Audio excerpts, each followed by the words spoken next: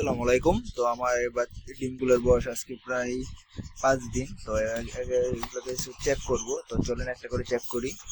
And এই যে একটা ডিম নিয়েছি, দেখি ডিমের কি অবস্থা, ভিতরে ব্লাড আসছে কিনা। মাশাআল্লাহ, ডিমগুলোতে ব্লাড আসা শুরু হয়ে গেছে, দেখতেই পাচ্ছেন। আরেকটা ডিম দেখি।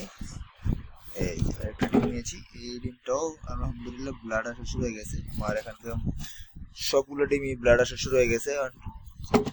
এগুলো সব দেশি আসে ডিম, and এগুলোতে ব্লাড আসা শুরু হয়ে গেছে, দেখতে পাচ্ছেন। এটাতেও হালকা পাতলা ব্লাড দেখা যাচ্ছে, মাশাআল্লাহ।